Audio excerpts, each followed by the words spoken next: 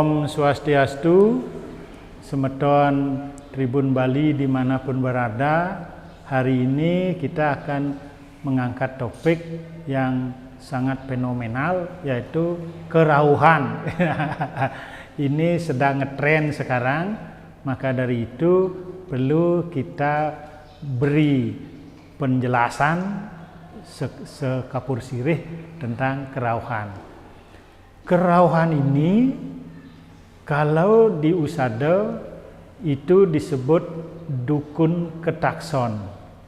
Di Usada itu ada dukun Usada, ada dukun campuhan, ada dukun kapican, ada dukun ketakson. Jadi ketakson itu ada syarat-syarat tertentu. Kerauhan itu ada syarat-syarat tertentu. 1. Sakralisasi diri. 2. Di tempat tersendiri. 3. Pakaian tersendiri. 5. Punya ista dewata tersendiri. 6. Atau selanjutnya itu ada yang ngopinunas. Itu syarat sebagai orang supaya dibilang atau disebut dengan predikat balian ketakson. Jadi apabila ada ketakson di pura-pura tertentu dengan banten tertentu, itu sah-sah saja. Tetapi tidak bisa setiap orang ketakson gitu. Jadi kalau ketakson dengan ada itu sebagai kurwar, sebagai mediator, kalau kita ambil contoh di balian ketakson itu sebagai mediator, lalu ista dewatanya sebagai operator menghubungi yang mau ditedunkan itu, yang mau dipinunaskan itu. Jadi boleh diuji orang-orang yang ketakson itu bukan dengan api, bukan dengan air panas, bukan. Tanyakan saja, siapa saya? Siapa yang di samping-samping saya ini? Itu misalnya salah satu bentuk pengujiannya. Kalau dia tidak bisa jawab dengan pasti, itu bohong. Itu orang ketakson itu juga kemungkinan besar ada gangguan mental. Ya, itu di Usada namanya adat mika duhka. Dia itu sakit kelemahan mental. Terlalu tinggi ambisi dan emosinya, itu dimuat di Usada, disebut adat mika duhka, kelemahan mental seseorang itu.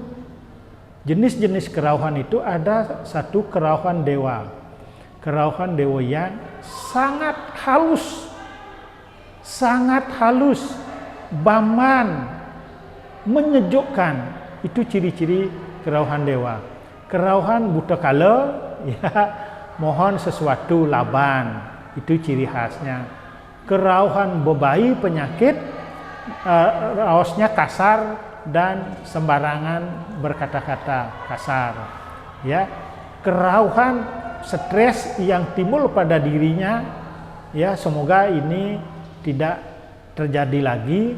Dia akan mencari pencitraan untuk dirinya, bagaimana dikira hebat. Ini yang semoga tidak berkembang. Semoga tidak berkembang hal-hal seperti ini. Kerauhan tidak bisa diniatkan dari dirinya. Jangan ada rencana kerauhan. Itu yang tidak boleh. Ya, itu sudah membohongi diri dan membohongi orang lain supaya dia dipercaya kelinggihan betara, kelinggihan leluhur, tahu-tahu dia itu adalah orang yang putus asa gitu misalnya. Nah, fenomena seperti ini mudah-mudahan tidak berkembang, dan para pemirsa dimanapun berada bila melihat fenomena itu, cara mengujinya tinggalkan boleh.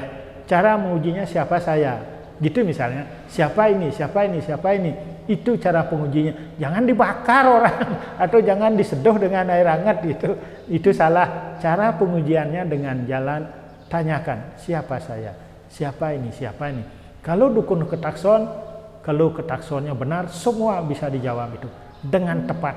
Itu sebabnya orang sampai sekarang di Bali percaya dengan dukun ketakson. Dukun ketakson itu punya istadewata sendiri, sakralisasi sendiri, tempat tersendiri, ada bantan sendiri, ya, punya istadewata, ada nunasan gitu. Tidak ada nunasan dia kerauhan gitu misalnya. Nah, itu yang perlu diragukan. Jadi semoga kerauhan-kerauhan yang fenomenal ini semoga tidak terjadi gangguan mental. Apabila sering-sering kerauhan yang tidak jelas itu perlu diperiksakan gangguan mental itu dalam bentuk emosi, ambisi yang terlalu tinggi, atau juga disebut asmita, terlalu percaya diri bahwa omongannya akan dipercaya. Itu disebut asmita di dalam Usado. Maka hubungan kerauhan dengan balian ketakson itu sangat baik. Kita menguji kesehatan kita juga boleh di sana. Bisa enggak kita menahan terharu, mentat terketuk hati kita, lalu kerauhan, menangis tidak jelas. Nah, yang seperti itulah disebut gangguan emosional. Jadi lemahnya itu di emotion quotient. Maka dari itu emotion quotient ini menjaga stabilitas mental kita perlu dilatih setiap saat. Jangan sampai kita ada kelemahan pada diri yang disebut adhyatmika dukkha di dalam Waraspati Tattwa itu tidak menjadi penyakit mental dan berkembang menjadi penyakit jiwa. Maka dari itu psikosomatik, di tataran psikosomatik itu perlu dibenahi mental-mental orang yang kerauhan-kerauhan yang tidak jelas. Nah, fenomena ini jangan sampai mengaburkan seperti kerauhan di pura tertentu memang tradisinya seperti itu. Hanya di puronya itu saja dia kerauhan dan penyungsungnya, ya, tidak setiap kita ke pura kerauhan, setiap ke pura kerauhan, atau setiap di tempat-tempat tertentu kerauhan. Itu perlu diragukan.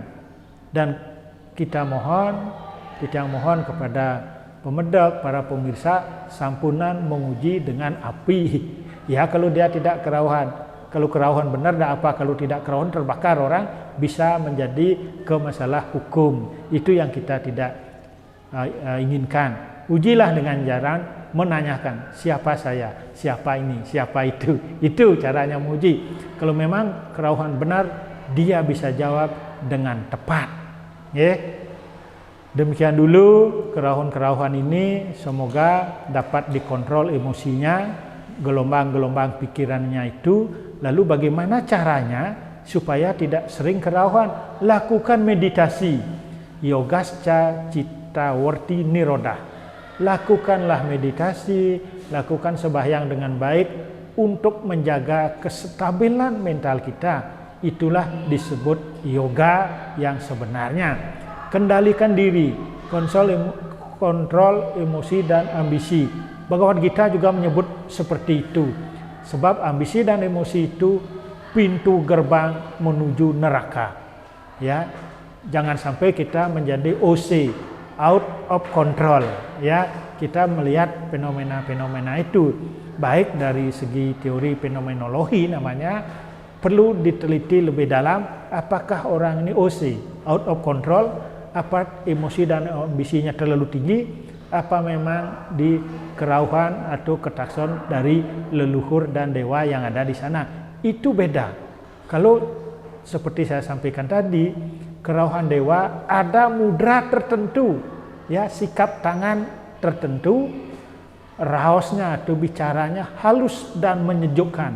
Itu kerauhan leluhur dan kerauhan dewa yang sebenarnya. Selain itu perlu diragukan, ya. Kasar-kasar, apalagi ada kerauhan pesanan gitu seperti itu, ya, fenomenologi menyatakan bahwa itu perlu didalami, perlu fenomena seperti itu diuji secara mental.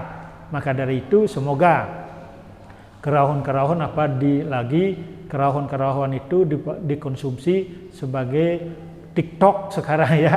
Kerauhan-kerauhan di TikTok itu adalah pelecehan. Menurut saya itu adalah pelecehan-pelecehan sebagai dukun ketakson yang sebenarnya. Ada lagi kerahun-kerahun minta mohon nomor, itu juga tidak benar, ya. Atau mohon supaya nomor berapa keluar, ya. Di TikTok saya lihat seperti itu.